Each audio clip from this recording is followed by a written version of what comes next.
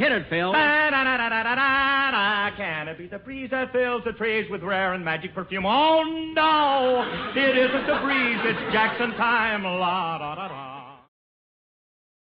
Stay tuned. Right after this episode. For our discussion. From Television City in Hollywood, the Jack Benny program with his guest stars, Audrey, Meadows, and Dennis Day.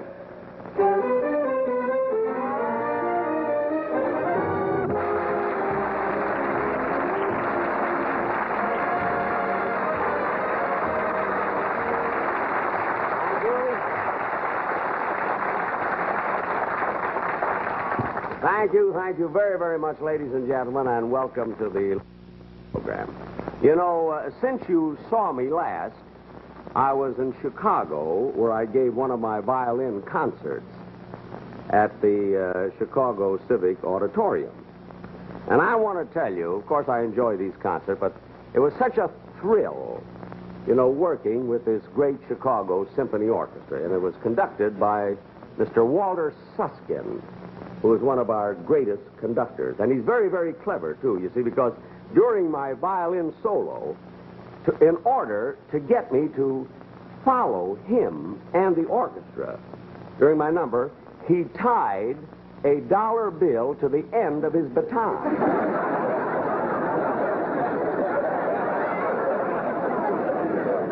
And this little device not only got me through my concert number, but I followed him all the way home to his hotel room. And this wasn't easy, considering that he took a cab and I ran. But you know, ladies and gentlemen, we have so much on this show that I don't want to take up a lot of time talking, so I would like to present to you immediately a fellow you always enjoy seeing, my singing star, Dennis Day.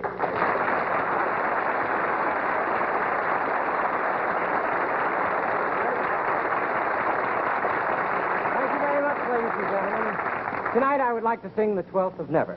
If you please, Mr. Merrick. Wait a minute, Malin, hold it. Wait a minute. Dennis, what's the idea of rushing into your song? I want to talk to you first. Well, I don't want to talk to you. What? You hired me to sing a song, and that's what I'm going to do. If you please, Mr. Merrick. Wait a minute, Malin, hold it. Wait till I tell you.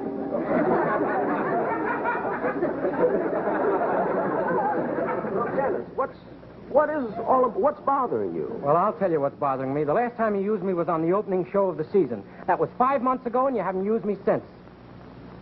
Well, Dennis, there's a reason for that. After all, you know how the way my shows are constructed. It's only a half hour, and I have to make everything tie in, have you fit into the show. Oh, sure. Excuses. I wouldn't mind if I hadn't been with you for so many years. If I haven't grown to admire you as a performer and developed such a deep sense of loyalty and devotion. Well, really, I appreciate your loyalty, but... Well, now, take the last program that I did 2 weeks ago. How would you fit in there? I don't know. I didn't see it.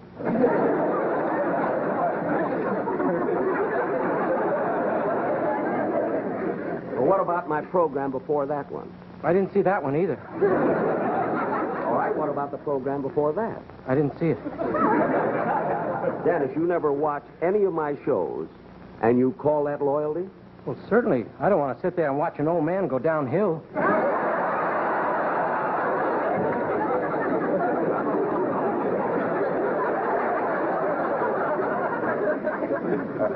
Downhill? Sure, I prefer to remember you when you were in your heyday. We used to come out on the stage and sing, and when my baby smiles at me. Oh, there's such a wonderful light that shines in your eyes. And then you go into your short suit, you know. And then you grab hold of the bass. Then you switch to the slide trombone. Dennis, look, Dennis. Then you sit down at the piano and you belt out about 4 or 5 tunes. Hold. Wait a minute. I don't play a piano or a bass fiddle or a trombone. I can't sing and I can't dance. Well, that's why I don't watch you. You're nothing.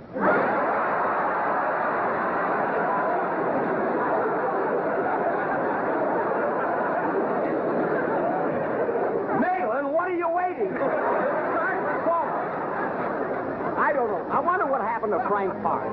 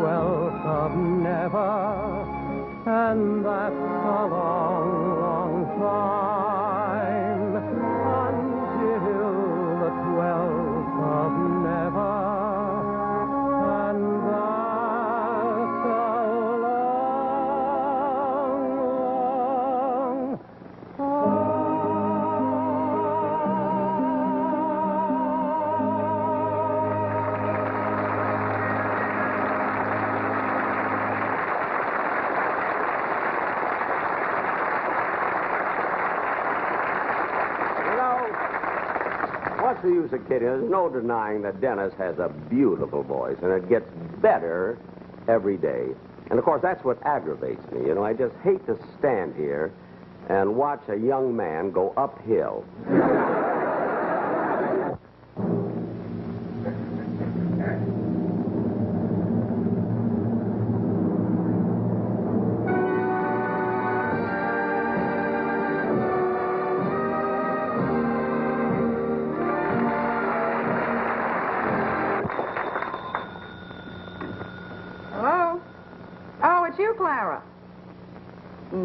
No, I told you it's no imposition for me to feed your cats while you visit your mother in Jersey.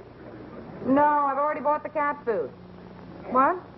No, I can't keep the cats here in the house. You know how allergic Ralph is to cat food.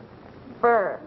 Yeah, you know how he always sneezes every time I wear that mink stole he bought me. Yeah, well, don't you worry about it. I'll take care of it. Okay, bye-bye. Come on in, Ed. Hey, Alice.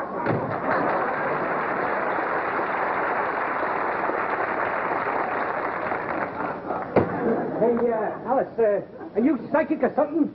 Well, what do you mean? Well, when I knocked at the door, you said, come on in, Ed. How'd you know it was me? When a man works in a sewer all day, he doesn't exactly need a calling card. You're a cute kid, Alice. You're a cute kid. Hey, them's pretty fancy duds you got here, Alice. Oh, yeah, but be careful, Ed, because they're not mine. I'm just doing alterations on them to make a little extra money. Oh. Hey, Ed, would you thread this needle for me, please? Yeah, sure.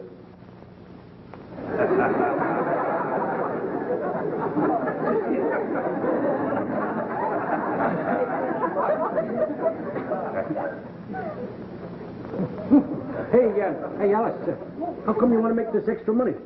Well, it's really a secret, Ed, but you know how crazy Ralph is about bowling. And he's just had his heart set on getting a new bowling ball. Yeah, those cantaloupes you've been using sure been messing up the alleys. Saving for some time. He finally had $4.89 put away. So I took his money and added mine to it, and I bought him a new bowling ball. It'll be delivered this afternoon. Here you are, Alice. Thank you, Ed.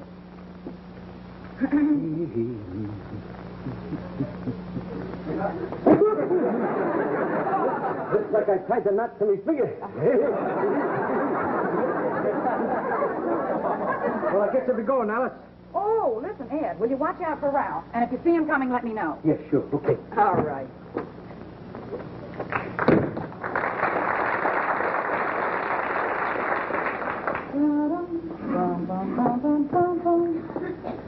Ryan, I'm just gonna stop.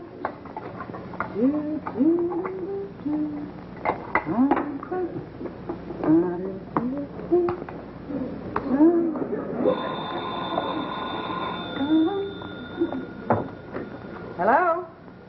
Oh, what's it now, Clara? Yeah, I told you got the cat food. Uh-huh. I think I got the kind you told me. Wait a minute. Kitty cat food number 3. It contains ground up fish heads, tripe, chopped chicken feet, phosphate, and cod liver oil. Uh-huh. Yeah, I was just getting ready to feed them now. Oh, you don't feed them till 7 o'clock. Oh, all right, I'll wait till then. Will you stop worrying? All right, bye-bye.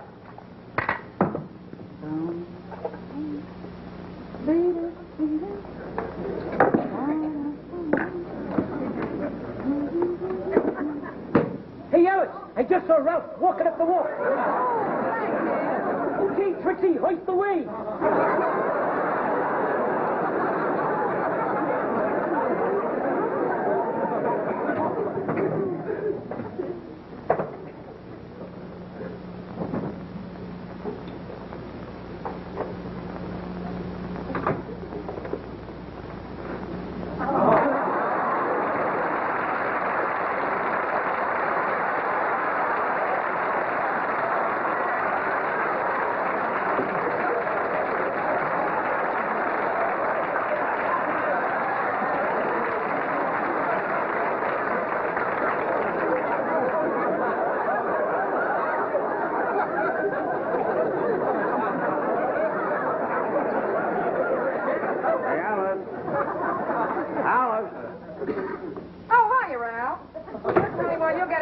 I'll just get you supper. Wait a minute.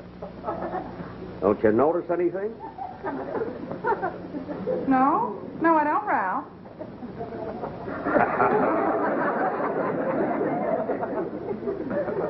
Look around. What am I supposed to notice? I'll tell you what you're supposed to notice. I'll tell you what you're supposed to notice. Stopped in a drugstore today, weighed myself, and I have lost a half a pound. You expected me to notice that. The half a pound must have come out of your head. You are a riot, Alice. You are a riot. Will you calm down? I know you're always tired and irritable when you get home from work. But just calm down. I'll get my apron and I'll come back and fix you supper. Yeah. Dirty old...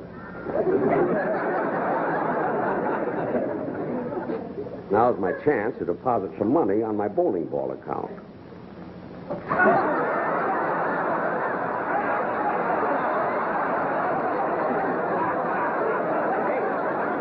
The money is gone. The whole 48 not. Hey, Alice! Alice! Aha! So here's where my 489 went.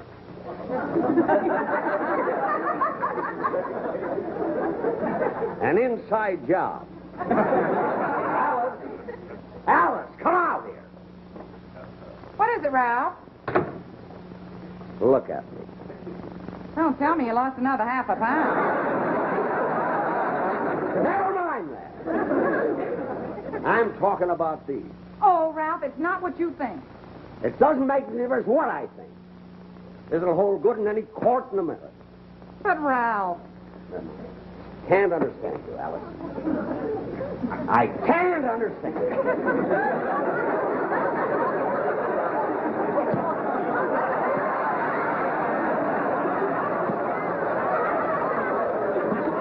I don't know what you want, Alice. I don't know what you want. Just tell me, Alice, what do you want? A revolving room so you could stand still.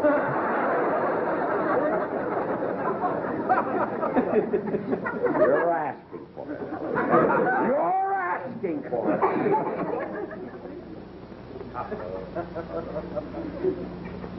Now, those dresses go back in the morning, or you'll be the best-dressed woman on the moon.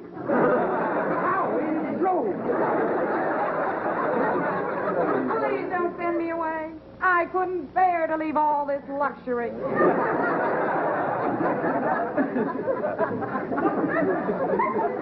Don't see me, Alice. Don't see me. You're never satisfied with anything, are you? Never satisfied with anything. First thing you know, I know you want some new drapes. Some new curtains. New curtains.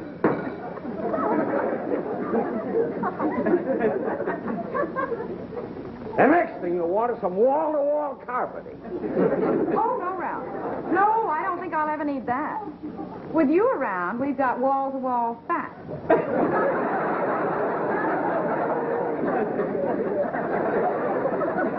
Wall-to-wall fat. Hardy, har, har, har, har. Keep your voice down. The neighbors will hear you. I want them to hear me. Now, I Ralph. want all of them to hear me. Be quiet. All of them to hear me. Hardy, har, har, har,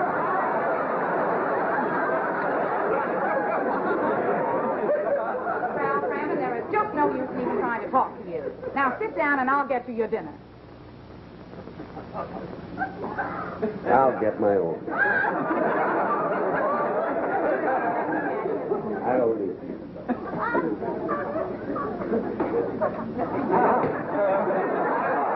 Tuna salad. That happens. Quiet.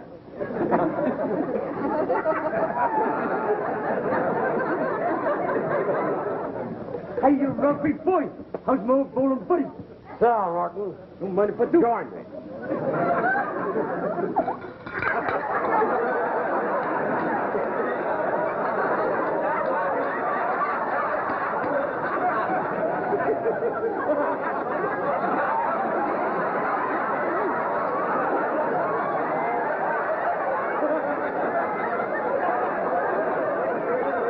Hey, Norton, you want some coffee? You know something, Ralphie? All of a sudden, I got a strange feeling that I want milk.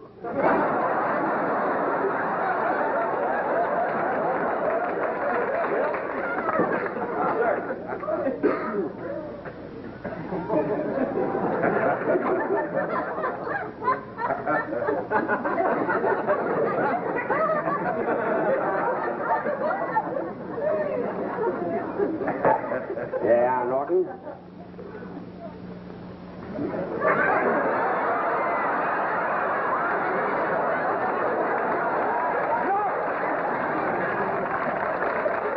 What are you doing? I don't know. Washing up milk with your tongue? I never heard of that. I have. We don't need you.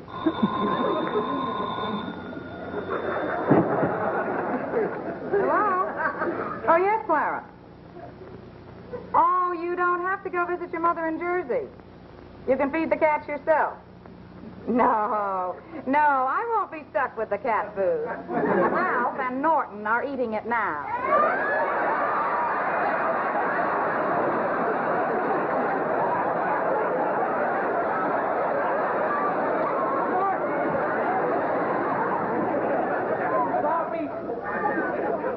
Didn't you hear what she said? That's cat food. It beats anything that Trixie ever made. You are an idiot. You are a mental. Now get out of here.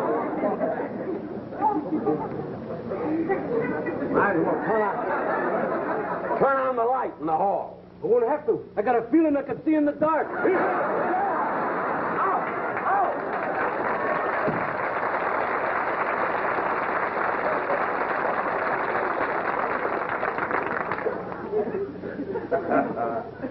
This is all your fault, Alice. If it weren't for those dresses.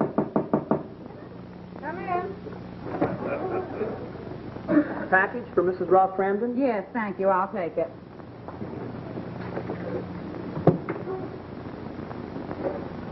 Oh, another package, eh?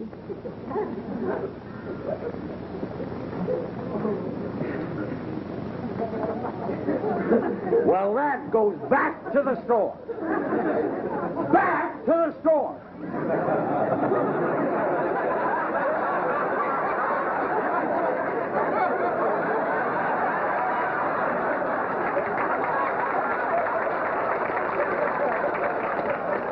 I can't do anything about the dresses, but this hat goes back to the store.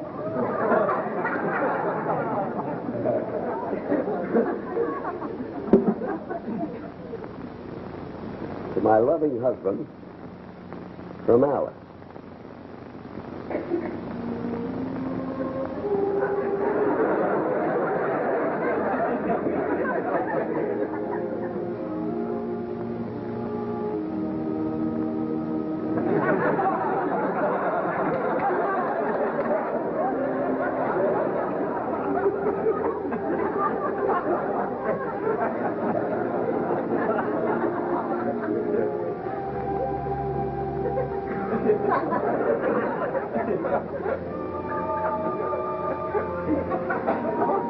Alice,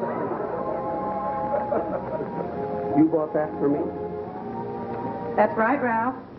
That's why those dresses were here. Just wanted to make some extra money to add to your money and buy you the bowling ball.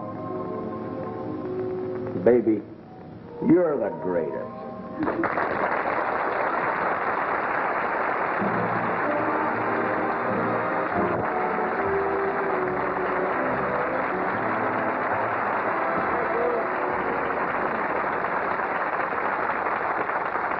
Thank you, ladies and gentlemen, and I certainly want to thank Jackie Gleason for letting us do this. Through the courtesy of Toots Shore, by the way. And, Audrey, Yes, I want sir. to tell you, to me it was just wonderful. Here you played this in New York, and yet you come over here, and you spend all these days here in California, and yet you were able to stay in that same mood. I mean, how did you do that? Well, Jack, that was easy after living in that hotel room you got me.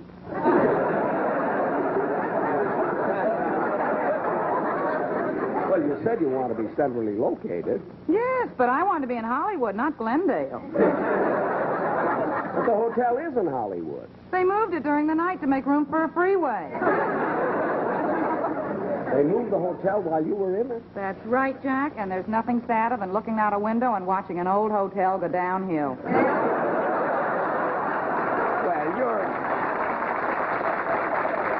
Audrey, it was just wonderful having you on Thank the you, show. Jack. I thought Dennis did a great job, too. So did I. Hey, Dennis, come out here. Huh? Oh, Jackie boy, we sure did it. Audrey thought you were wonderful. You know? Oh, never mind the talk. Where's the check? Boom! Get out. Audrey thought you were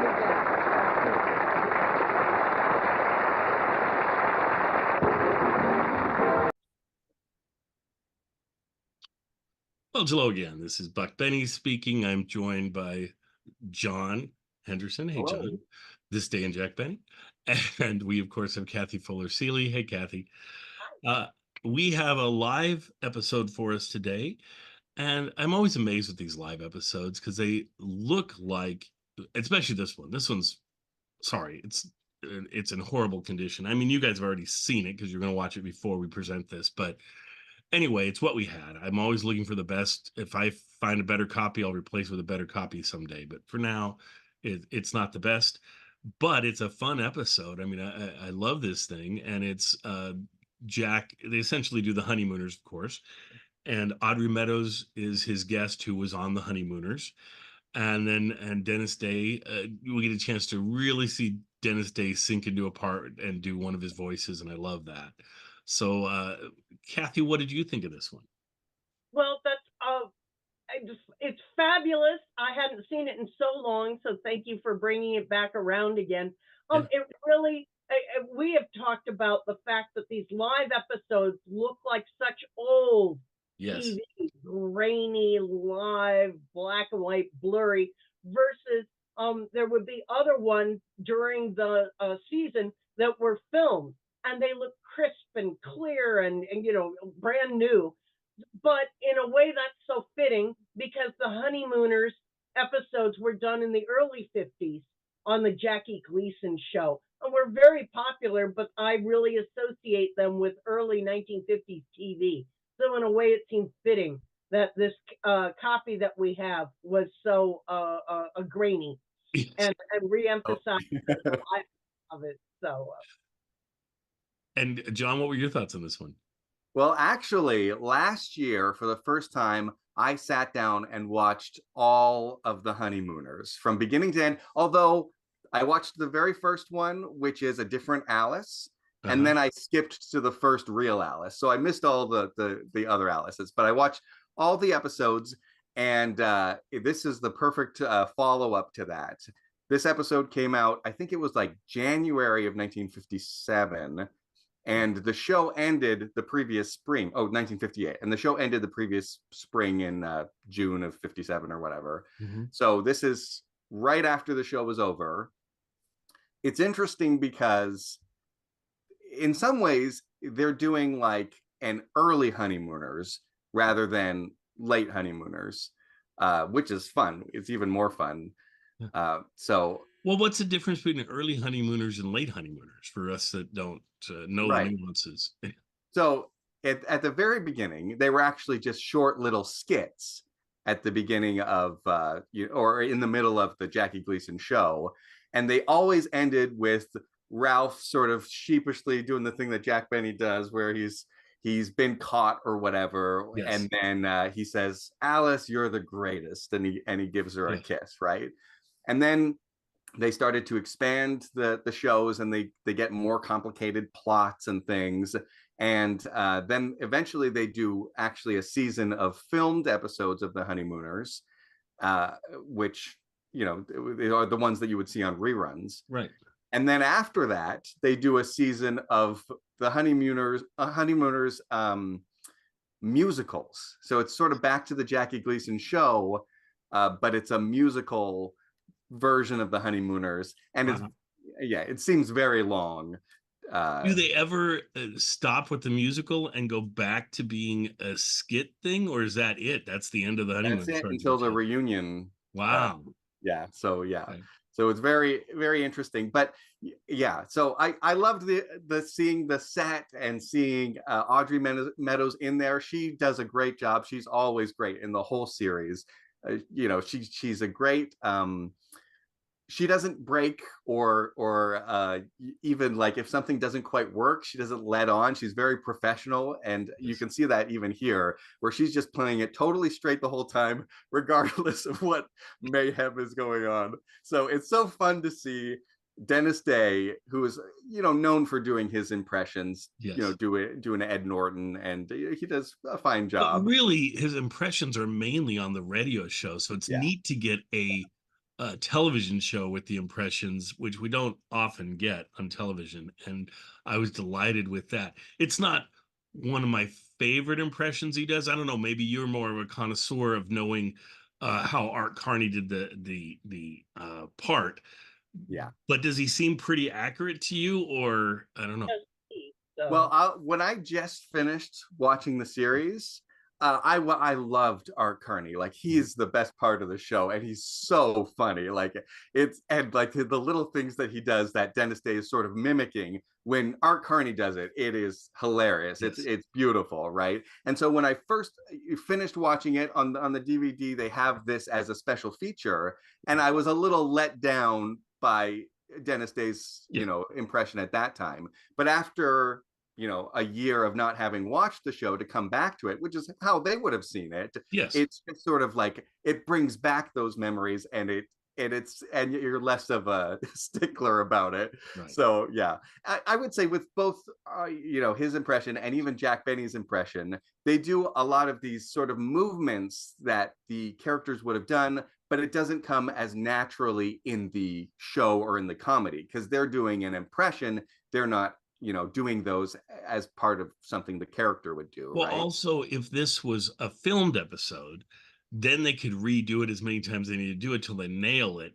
in live, they're not doing their normal thing. They're taking on another person's character. They're trying to do this. I think they did a fine job of it. And really, what saves the skit, I think, is the writing. Because the writing, as I was watching this, I was going, this could be an actual Honeymooners episode if you had the actual actors doing it.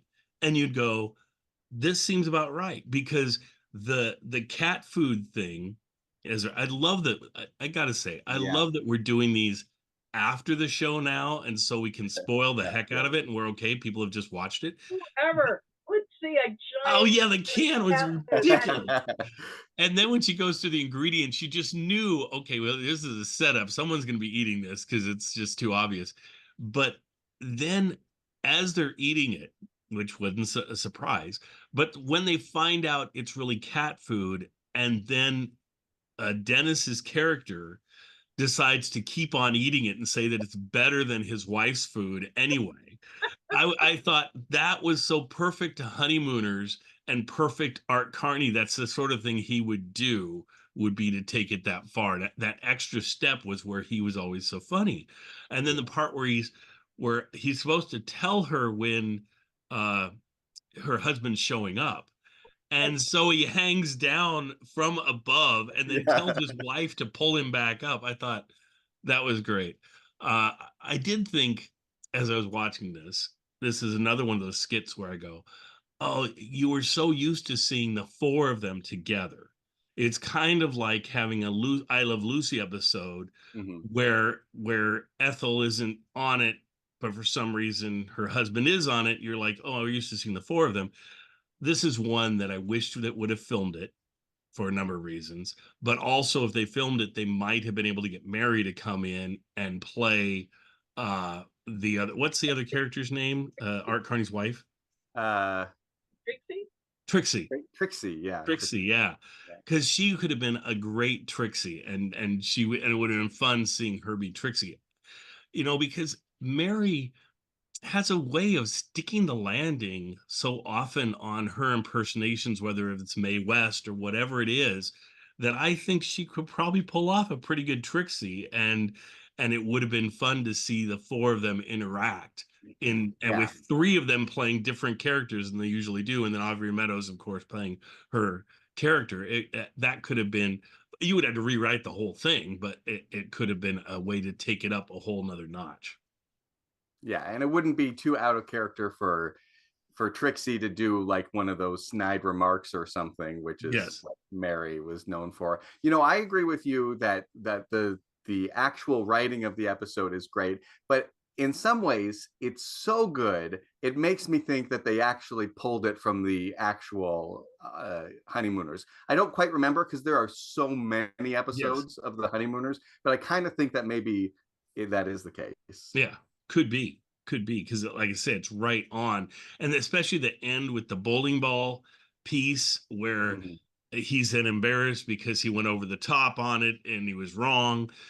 That is so classic Honeymooners. And then, but the affection came across. The Honeymooners effect that made it the Honeymooners works in this episode. They get the Honeymooners feels so right that even though the characters aren't Jack's impression of Jackie Gleason is not the best at all, but it's fun to see him with the padded suit on, with the crazy hair, the whole thing. And even something that like it actually got one of the biggest laughs. It was when Jack does the sort of away we go little shuffle or whatever. But that was not something that Ralph Cramden did. That was something that only Jackie Gleason would do before the Honeymooners skit. So as a stickler, I was like, no, that's not right. Yeah. Well, and you get it. You're trying to take what are the visual elements that will make people think Jackie Gleason, think of the Honeymooners.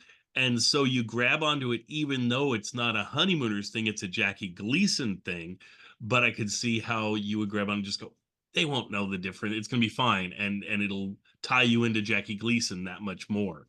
And it got me thinking that Jack wasn't a very good mimic of, that he didn't do it very often. I think it's Charles Boyer earlier on radio, and earlier than that, he did a good Charles Lawton, Yes. Mr. Christian, but so Jack was not about imitating other people. So yeah, a couple times he did Fred Allen, and he would always say, "I'm putting a clothespin on my nose." Yeah.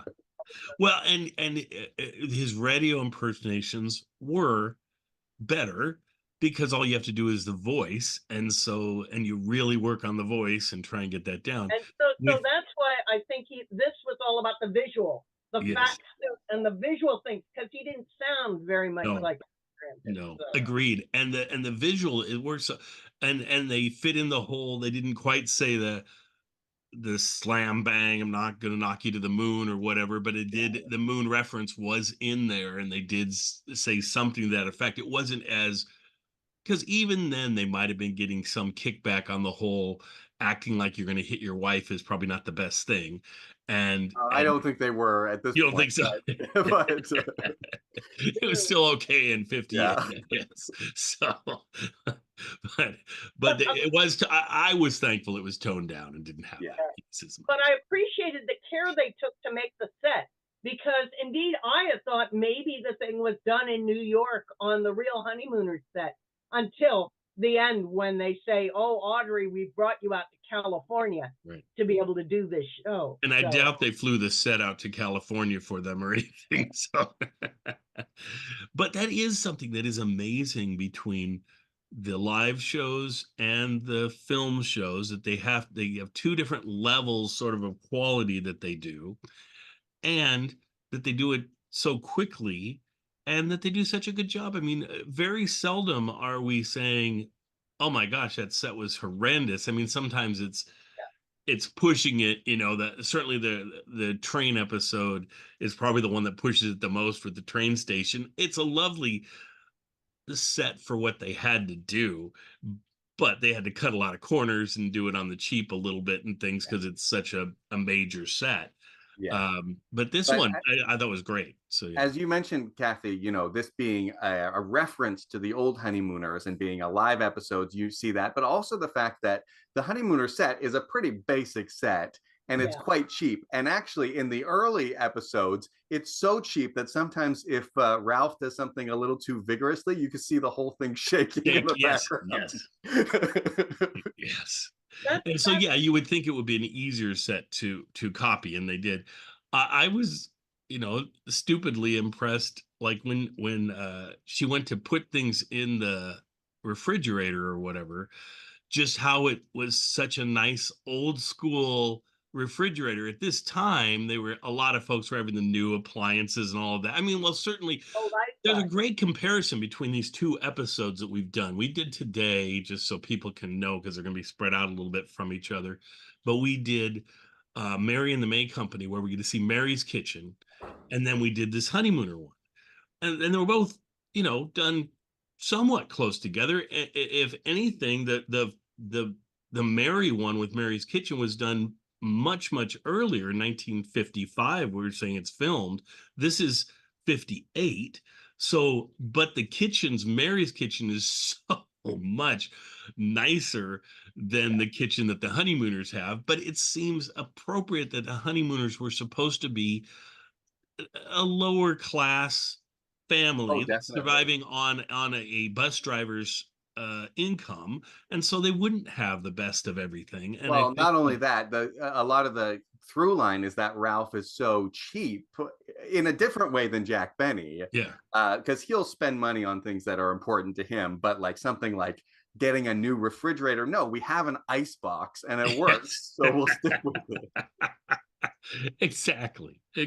So no, there's a lot to enjoy in this episode, a lot to experience, and Kathy has more to add. So Kathy, go ahead. Well, I wanted to add that in this sad version that we have, I thought the transition to the Honeymooners sketch was especially abrupt, and our friend Laura Leibowitz helps us by that she's seen the best copy available and/or looked at the script.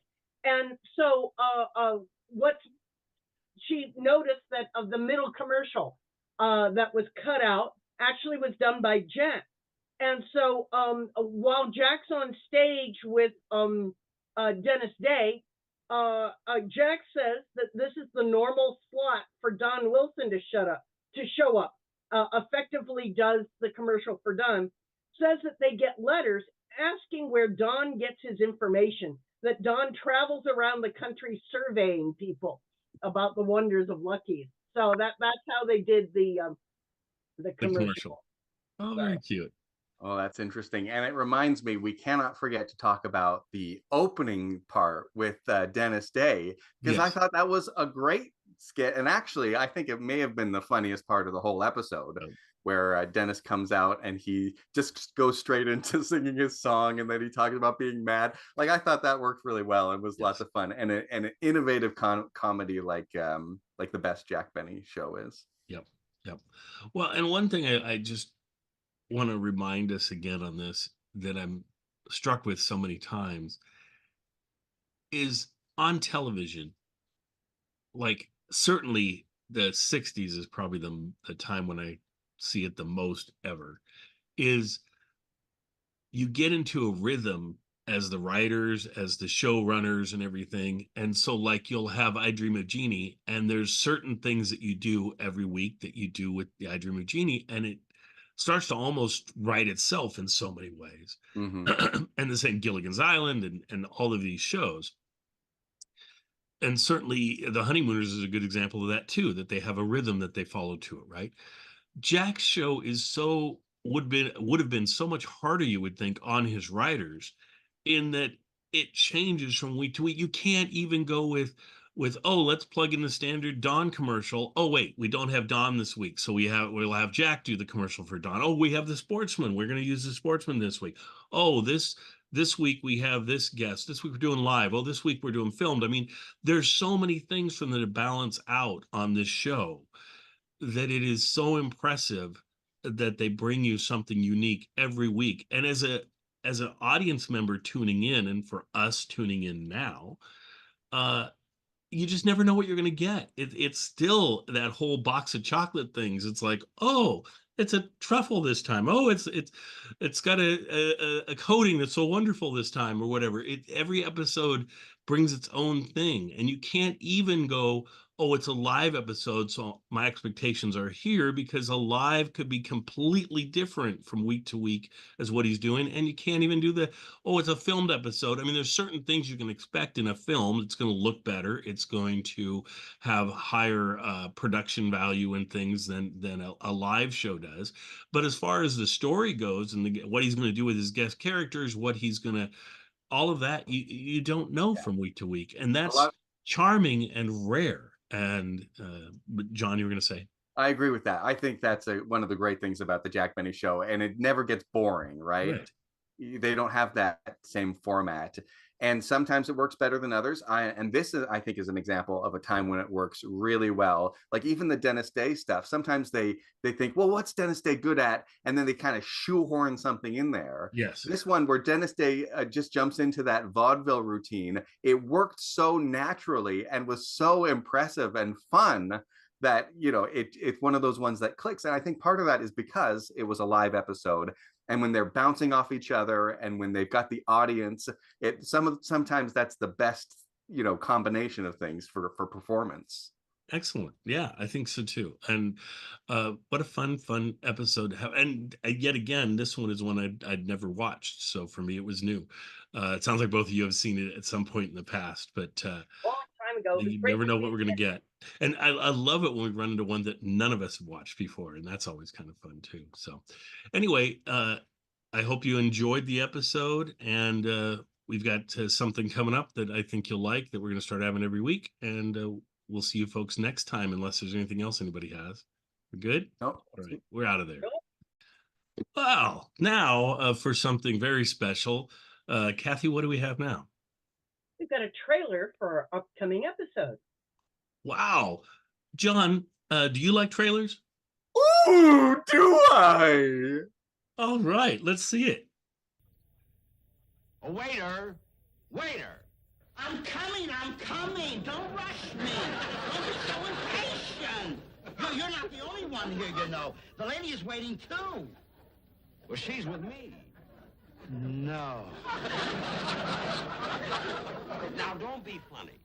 We'd like a table by the window. At the moment, there isn't any. Number one will be ready when it's cleared off. While we're waiting, you can take our order. What would you suggest? Another waiter. You make me so nervous. Look, I don't care whether I make you nervous or not. What can we get in a hurry? Well, we have roast beef, leg of lamb, corned beef, and bacon and eggs. Bacon and eggs, that sounds good. Are the eggs fresh? Of course they are. Mary, would you like bacon and eggs? Of course I would.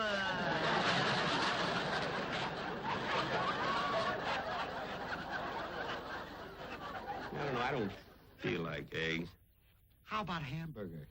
Well, is the hamburger fresh? Fresh? It was in the first race. Cut that out.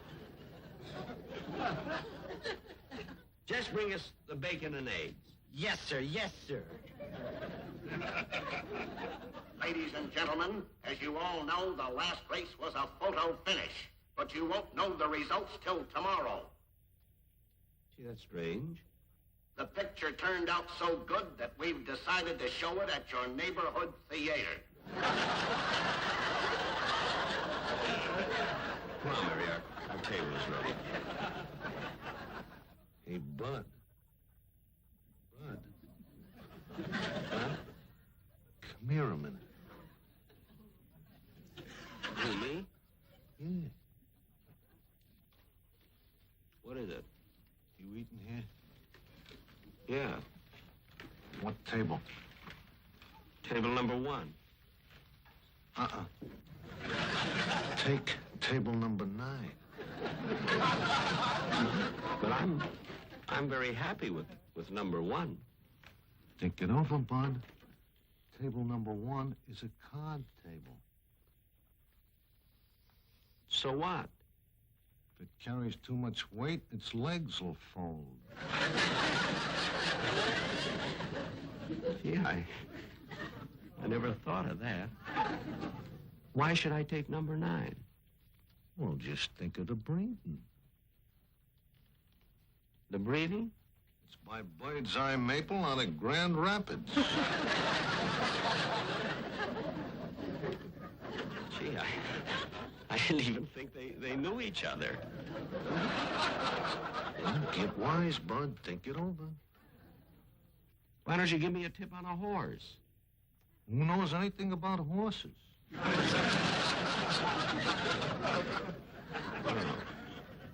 So long, sucker.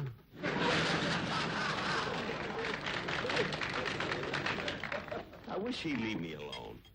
Here's your bacon and eggs, table number 1. Table number 1? What do you think, I am a sucker? We're not going to eat here. What difference does it make what table we're at? It makes a lot of difference. Now put us at table 9. Table 9? You mean the Bird's Eye Maple one? Yes. Well, I'm sorry, you can't eat at that table. Why not? It was scratched. Stop with those jokes. Put us at table 9. Oh, all right. I'll change you. Satisfied.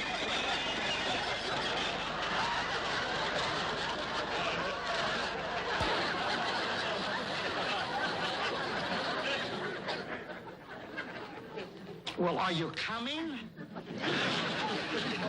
Mary, let's go. We'll eat later. Eat later, eat later. Eating with you is the best diet I know. Never mind. Come on.